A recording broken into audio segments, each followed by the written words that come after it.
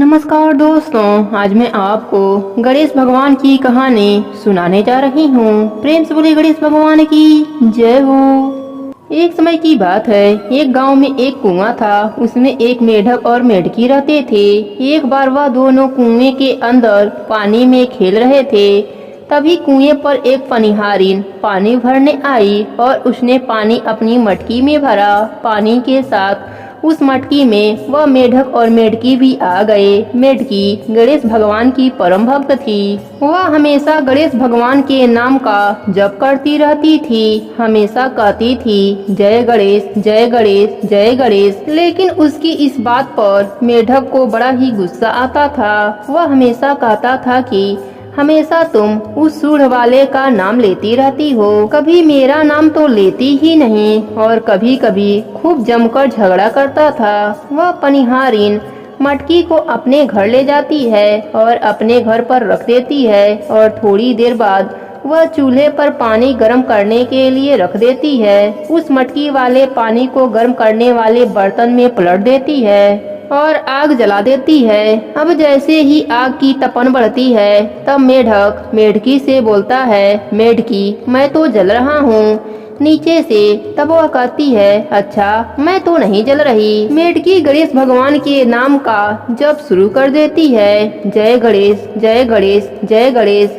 मेढक थोड़ी देर के बाद फिर बोलता है, मेढकी मैं तो जल रहा हूँ। तब मेढकी फिर कहती है कि मैं तो नहीं जल रही। चलो आप ऐसा करो, आप मेरी जगह पर आ जाओ और मैं आपकी जगह पर आ जाती हूँ। तब मेढक कहता है, ठीक है। दोनों जगह बदल लेते हैं। मेढकी फिर गणेश जी के नाम का जप करना शुरू कर देती है, जय गणेश जय गणेश जय गणेश।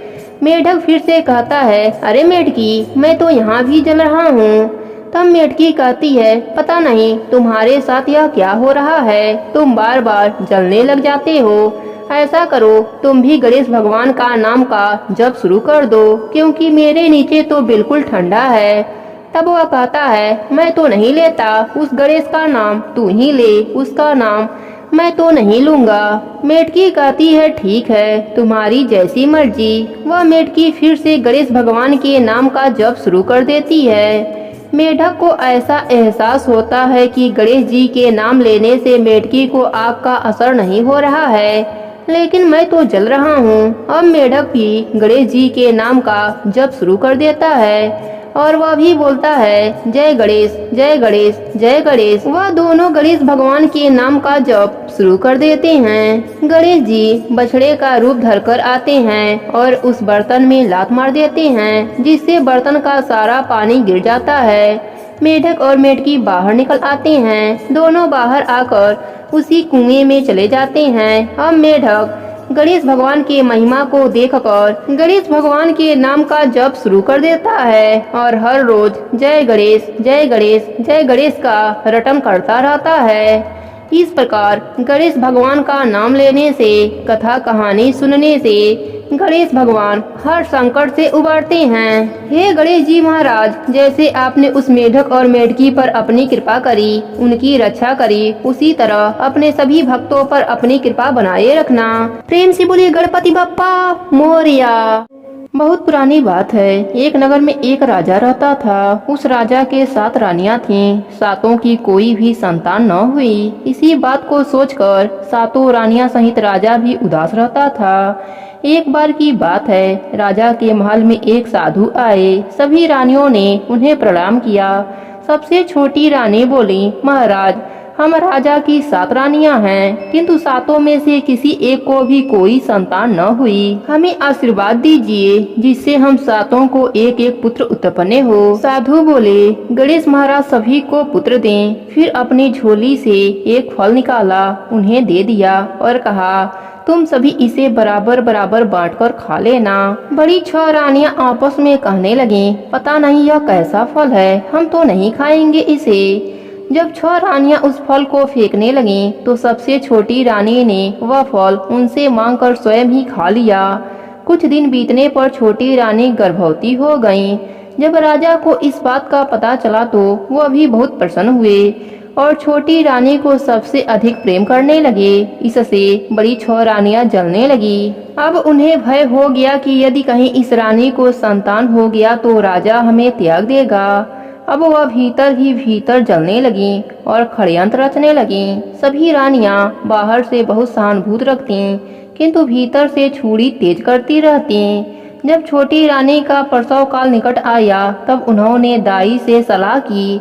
सबने दाई को धन देकर कहा कि जब छोटी रानी का बच्चा जन्म लेगा तब तुम उसको छुपा देना और उसके स्थान पर सिलवट्टे रख देना और सबको यही बताना कि तुम्हारे कोख से सिलवट्टा ने जन्म लिया है।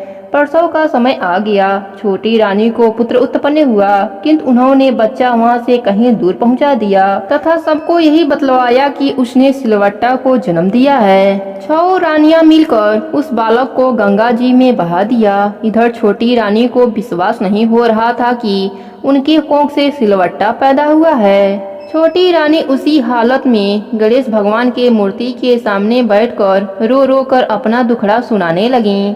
ऐसे ही 3 दिन बीत गए। छोटी रानी भूखी प्यासी गणेश भगवान के सामने बैठी रहीं और कहती रहीं, प्रभु आप तो संकट नाशन हैं, मेरे इस संकट को हरो। एक भरोसो एक आस, एक बल विश्वास। उसी भरोसा और आस से छोटी रानी जय गणेश गणेश भगवान की मूर्ति के सामने बैठकर करती रहीं और रोती रहीं। गणेश भगवान छोटी रानी पर प्रसन्न हुए और उसके पुत्र को पानी से बचाकर रानी के आंचल में डाल दिए और अंतर ध्यान हो गए। बालक के वापस आते ही सब जगह यह खबर फैल गई कि रानी ने सिलवट्टा नहीं बल्कि एक पुत्र को जन्म दिया है। फिर राजा ने दाई को बुलाया और बोला, तुमने रानी के कोख से सिलवट्टा पैदा हुआ है, इस बात को किसके कहने पर कहा? रानी के बच्चे को तुमने क्यों गायब किया?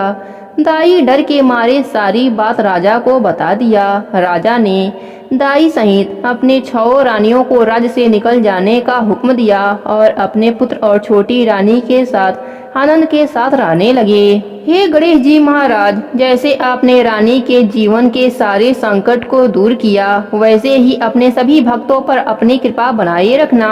प्रेम से बोले गणेश भगवान की जय हो। बहुत पुरानी बात है। एक गांव में एक सेठ सेठानी रहते थे।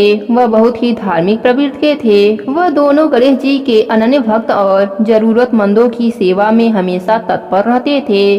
उनका बहुत बड़ा परिवार था, किंतु उनका कोई भी संतान न था। सारा परिवार उनसे बहुत प्यार करता था, पर कभी कभी कानाफूसी भी करते रहते थे कि सेठानी बांझ है। इस बात से दोनों बहुत दुखी रहते थे। एक समय की बात है, सेठ सेठानी गणेश जी के मंदिर में पूजा कर रहे थे। पूजा करने के बाद वह मंदिर से बाहर आए कि मंदिर की सीढ़ी पर एक 4-5 साल का बच्चा बैठा रो रहा है। सेठ जी ने चारों तरफ देखा कि बच्चे की माता पिता कहीं आस पास होंगे, परंतु उन्हें कोई भी दिखाई नहीं दिया। वह उस बच्चे को पुजारी जी के पास लाए और बोले, बाबा यह बच्चा अकेला है, इसके माँ बाप कहीं दिखाई नहीं दे रहे हैं। शाम हुई तो पुजारी जी बोले, सेठ जी आप इस बच्चे को घर ले जाइए, यदि कोई इस बच्चे को खोजता हुआ आएगा तो मैं उसे आपके घर भेज दूंगा। सेठ सेठानी खुशी खुशी उस बालक को अपने घर लाए। जब कई महीनों तक उस बालक को कोई भी लेने नहीं आया तो सेठानी ने उस बच्चे को गोद लेने का मन बनाया और गांव की सरपंचों के सलाह से गोद ले लिया। उस बच्चे का नाम गणेशा रख दिया। ऐसे ही कई वर्ष बीत गए। एक दिन एक ठग पति पत्नी उस गांव में आए और गणेश जी के मंदिर के सीढ़ियों पर जा बैठे। वह दोनों उस गांव के सबसे अमीर आदमी को ठगने की योजना बनाने लगे। तभी पुजारी जी उन्हें सीढ़ियों पर बैठा देखा और पूछा, क्यों भैया यहाँ किस कार से बैठे हो? उन दोनों ने कोई जवाब नहीं दिया। तब पुजारी जी ने कहा, क्या आपका बच्चा खो गया है? दोनों ठग पति पत्नी एक स्वर में बोले, हाँ हाँ मेरा बच्चा खो गया है। पुजारी ने पूछा, कितने समय की बात है? वह दोनों अनजाने में बोले, यही कोई 4-5 साल की बात है। पुजारी जी बोले, उदास मत होइए, यहीं इसी गांव में एक सेठ के घर में बच्चा है, यहीं ठाट बाट से पल रहा है।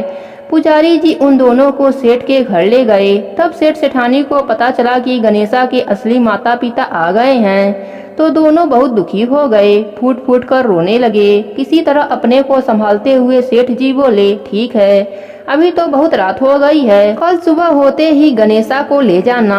ठग पति पत्नी तो यही चाहते थे। सेठ ने उन दोनों को अतिथि गृह में ठहरा दिया। अब दोनों चोरी का योजना बनाने लगे।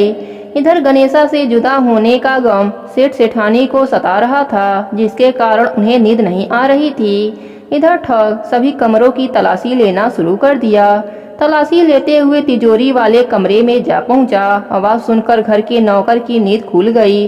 तब नौकर ने देखा कि दोनों अतिथि तिजोरी वाले कमरे में कुछ खोज रहे हैं। नौकर ने नियत भाप लिया और बाहर से कमरे का दरवाजा बंद कर दिया। फिर जोर जोर से चिल्लाने लगा, चोर चोर। घर के सभी सदस्य इकट्ठे हो गए। सेठ जी ने दरवाजा खोलकर देखा तो कहा, यह दोनों तो चोर हैं, हम इन्हें गणेशा को नहीं देंगे।